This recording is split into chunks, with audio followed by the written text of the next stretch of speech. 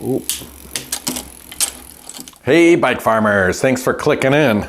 Hey, we've got a Bridgestone here, which if you know anything about the history of Bridgestone bicycles and Rivendell and Grant Peterson and all that, a lot of these bikes from this era that say Bridgestone on the side of them were really ahead of their time in design.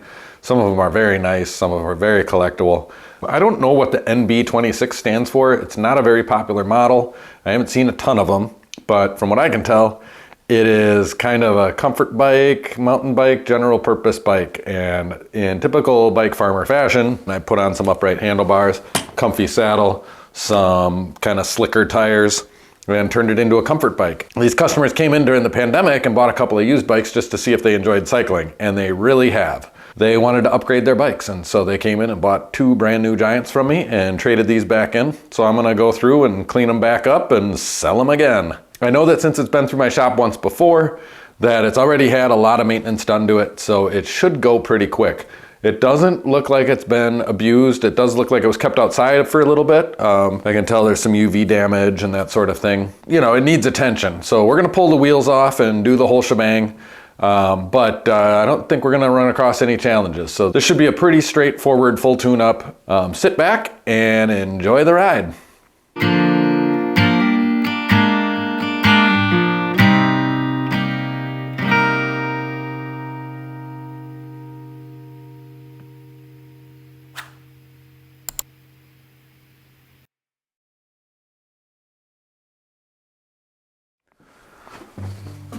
So, per the usual, go right ahead and pop these wheels off. One of the first things I noticed, and it's pretty unfortunate, but the top of the stem is discolored. It used to be black, and then, you know, this is all UV damage through here. So there's not much I can do to make that black. It's a used bike, but to make these bars shiny again, we can just take our Behold furniture spray and spray it and let it sit. Crank's got the same situation on it. Even the pedals. While that soaks, might as well hit the rest of the bike with the furniture polish. Grab a nice clean rag here and polish her down. Hey bike farmers, I just wanted to take this lull in the action to let you know how much I appreciate that you've clicked in to watch this video. Now that I've been at it a little bit, I'm starting to learn why everybody's always asking for more. The AdSense money is just barely enough to make it worth starting a channel. If I want to sustain this for the long term, I'm gonna need everyone's help. Now don't get me wrong, your attention is enough. Don't feel obligated to give more, but I've tried to make it as easy as possible. You can always click the super thanks, that's the heart with the $ in the middle of it, or consider a monthly membership. The monthly membership will give you a little star next to your name, and if you have any questions, you can ask them in the comments. I'll see the star, and when I see it, I'll definitely give you an answer. You'll also have access to a little more behind the scenes action that non-members can't see. With all that said, thank you so much, and let's get back to some bikes. So we get the wheel up in the stand here. Oh yeah, that front hub's a little loose. Okay. A little looser than I like. So let's open that up. So just to make it easier, I'm gonna pull this skewer out.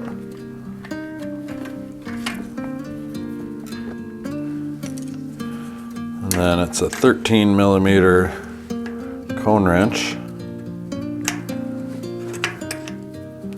and a 17mm lock nut. I'm gonna go ahead and take this all the way off.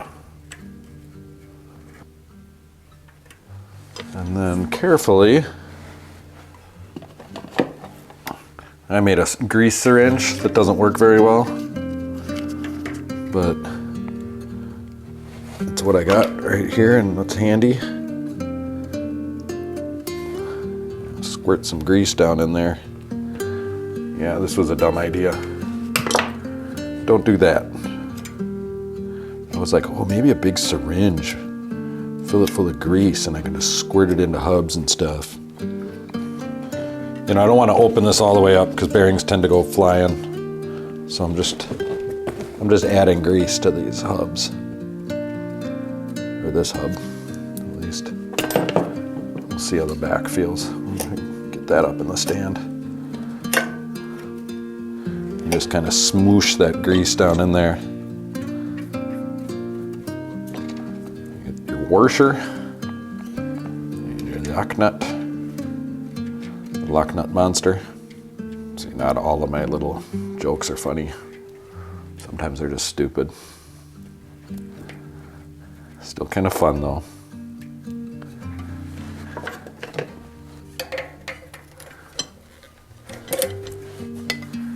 Okay.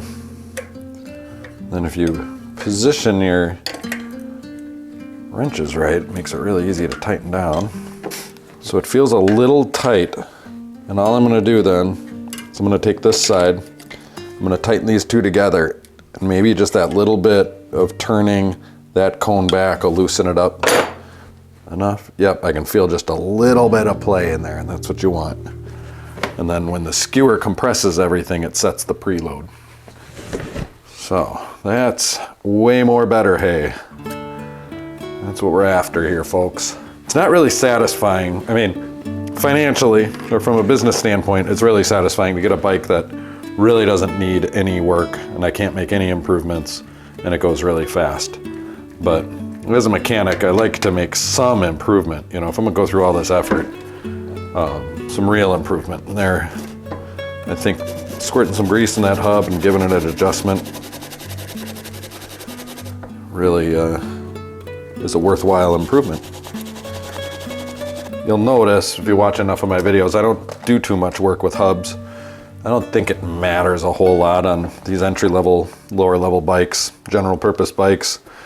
You know, hub maintenance and optimization and greasing and that kind of thing might matter on a nicer high-end bike, but on these, even if it's like the amount of labor involved and whatever, it's just easier to replace the wheels or find a used wheel and just replace it a lot of the time. But that one felt like it was worth it, and I think it is. It's always a judgment call, you know? That's kind of it with my work too, is philosophically, I like the fact that I'm rescuing these bikes and caring about them and giving them a second life and keeping them out of the landfill, and all that's all good and great. You know, I'm not looking to restore these bikes. I get a lot of comments like, hey, you didn't do this, it needed that. It's like, it didn't need it. Sure, it would have improved the bike, but it really doesn't need to have a hub overhauled, for example, or you don't need to pull the bottom bracket out. It's not that big of a deal. You know, what I want them to do is to shift right and stop properly and not rub and not make noises. And I'm running a business here too. I'm trying to make money on these bikes, so I can't be messing around with a bunch of stuff and replacing every cable and housing and so on and so forth. That's, you know, if that's your goal, is to really do the best mechanical job you possibly can on each machine, go for it. Do all of the things. You know, if you've got the time and the resources and you're not making a living at it and you're good to go and it's a hobby or whatever, knock yourself out. That's not what I'm doing here. You know, I'm flipping bikes. I'm not necessarily cutting corners, but I'm not doing more work than is necessary to deliver on a, you know, very authentic and transparent promise to my customers that they're getting a mechanically sound, perfectly good, general purpose bicycle that could last them the rest of their life with proper maintenance. And if things are too far gone, or I know that it's got a bad hub, I discount the price a little bit, you know, and if they care about it someday, they can choose to repair it or replace it or whatever. So, but yeah, that hub feels and sounds and was operating much, much better. I like that. Rear hub kind of feels dried out too. We got to replace the, I want to put a spoke protector on there too. It's dork disc time. I think, yeah, let's dive into that one. I'm going to get Woody Charleston out for the rear wheel. Okay, now that we're comfortable,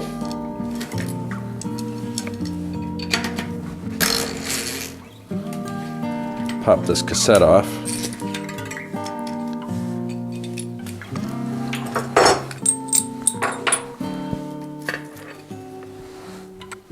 And pop the skewer off out quick here. So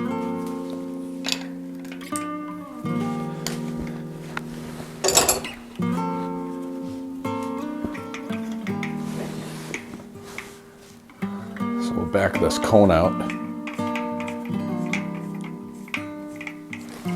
I'm just going to take my grease brush instead of dealing with that stupid syringe and just smoosh it in this way.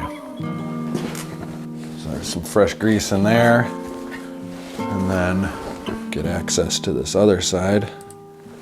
A little bit tougher to smoosh on this side, but that should be enough. Oh, here I am, working without gloves again. See, I just forget, guys. I'm out of hand cleaner, too. And so this is not something I use a lot of, but Phil's Tenacious Oil. I'd like to put some back here behind the free hub, sorry. And it just kind of soaks in and lubricates things. It's just a very tenacious, thicker oil grease.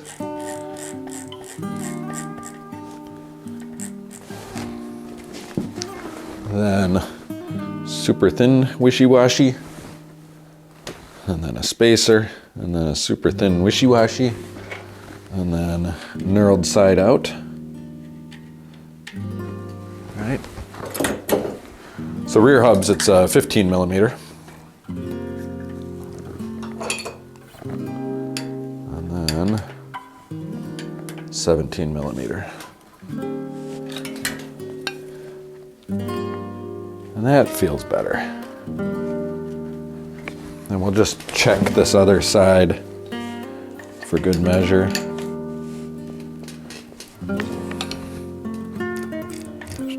A little bit of rust back there, so kind of cover it up with some Tri-Flow, let that soak in there. Okay, so we need a 3-prong spoke protector. And I just figured that out quick because I got parallel spokes here, and then they're crossing on the other side. So it's 1, 2, and 3 is the cross. 1, 2, 3. That's my little cheater method. For those of you that are out there dork disking daily, as we should, I think when I start doing merch, we're gonna have to have some pro dork disc shirts. They probably won't sell. I'm like the only person on the planet that's replacing dork discs. I mean, I seriously think kids see the dork disc and they're like, I'm not buying a bike from this guy. It's awful. Well, what the hell? This is stupid and confusing.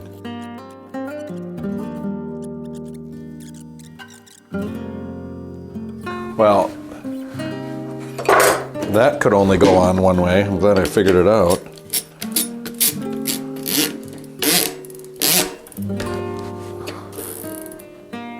I win again. And we should maybe lube this guy up a little bit before we throw her back on there, eh?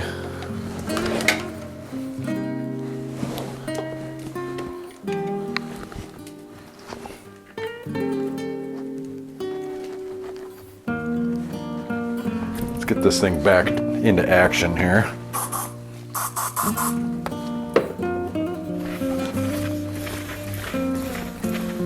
Just a little bit of Behold furniture polish.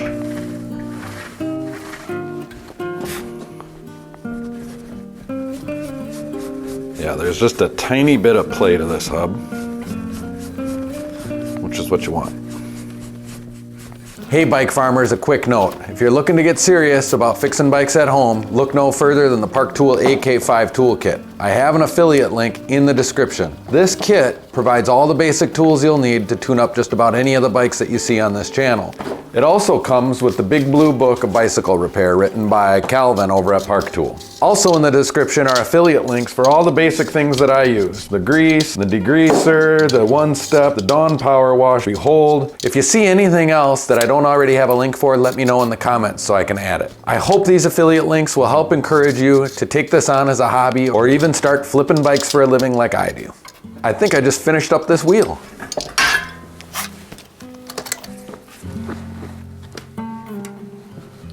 Now, before we put the wheels on, I'm gonna pull this rear derailleur like that, and then you can disconnect that little piece of housing and drop a little bit of lube down in here. Yeah, this bike had been left outside, I can tell. I think I remember these customers telling me they didn't have a really good place to store them, so they had to sit outside. But again, I had serviced them once before, and so they're still in pretty good shape. You know, you can get away with it if you get tri-flow on everything. And I remember they did have them in for like a checkup, kind of tune up at one point. It really matters, really helps. So I just pulled up on that piece of housing to get it out of its happy home. Cable stop. I'm pulling on it again to put it back home. It's a happy place. Then we can get this one back in its happy home place. Lube these brake pivots quick. Drop some lube on the rear brake cable. Yeah, I replaced this cable and housing at some point. This bike's in really good shape.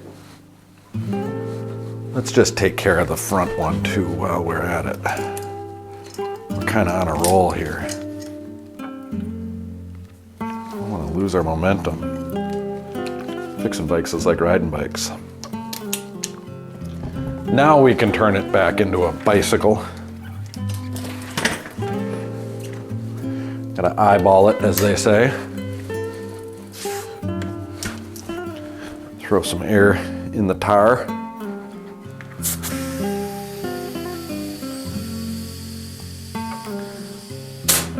Just gonna put a lot of air in it.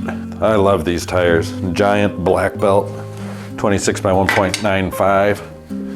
So 26 by 2. Very puncture resistant.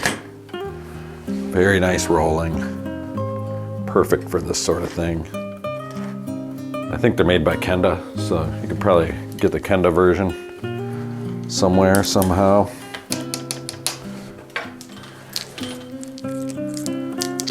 But once we get air in them, then we can go through and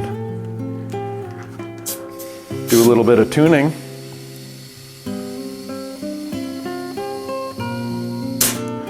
And the final touches.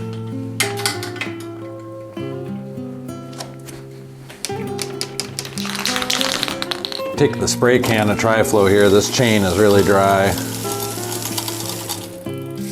Just douse it. And douse the derailleurs too. You know, just really get weird about it.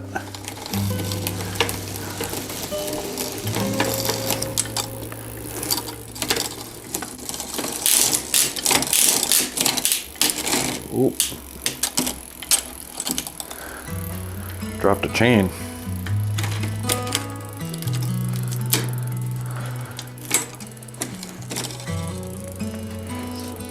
So,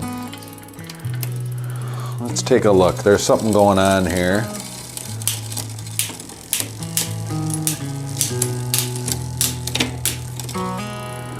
I think it's just a limit screw situation. But we dropped coming down this way. This is the high gear. So we find the limit screw with the H on it, which I can just see mechanically that it's this bottom one. And I am going to turn it in a little bit, and that's going to limit how far the derailleur can throw that chain. So hopefully it doesn't happen again. Okay, but now it's just too sluggish coming back down, so back it off a half a turn or so.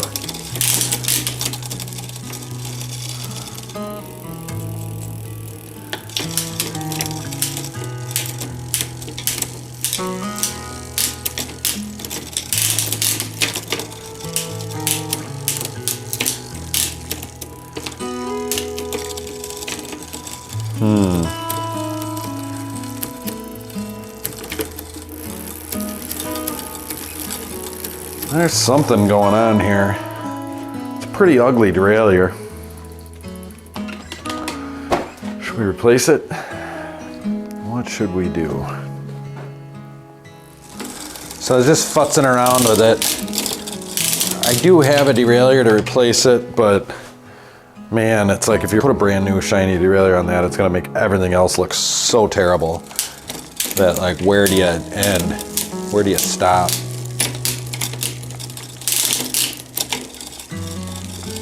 Man. I'm gonna back this limit screw off just a little bit.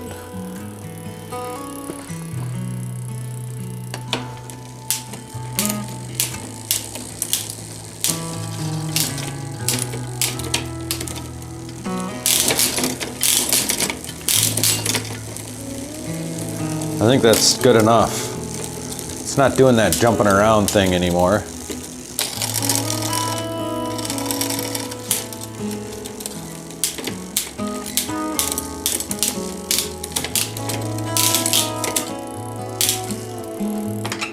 Yep, we're calling that good enough. So the front was kind of rubbing. So here's the high gear and back. I'm just going to adjust the barrel adjuster and the handlebars. So I'll go up there. Up here, and I'm just going to turn that out like a turn or two. Okay. And then all that did is tighten the cable, which will pull this derailleur out just a little bit and get it to stop rubbing, hopefully.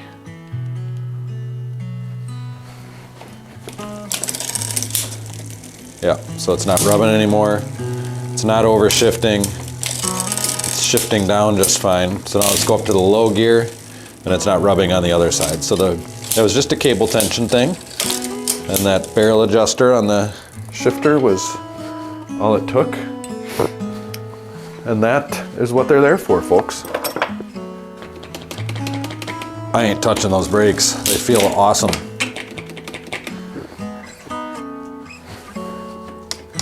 Front brake feels even better. I got new pads a few years ago and they're still pretty good. So, and you can see this handlebar, all that furniture polish that we put on there in the beginning is soaked in, and now they're nice and shiny again. See how that works? I just kind of wiped off the excess, but you don't have to. You can just let it sit. It'll be fine. It's just like a wax that it leaves behind. While I'm thinking of it, I always like to check these bolts.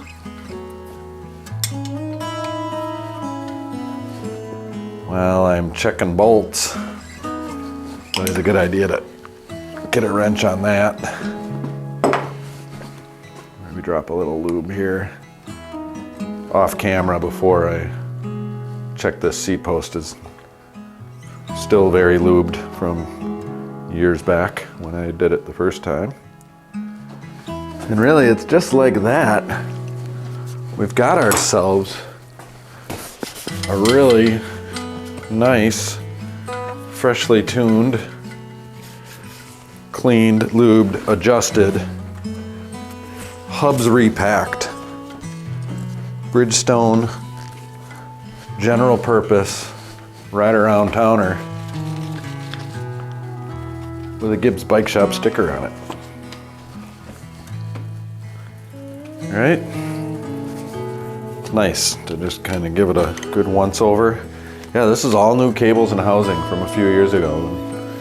Just from that initial setup, and I think they had them in once for tune-ups. I mean, it's in really good shape. So I think we'll go take this one for a quick test ride, huh? Let's go see what it looks like on the road. It's a nice day out. Let's go check it out. Oh yeah.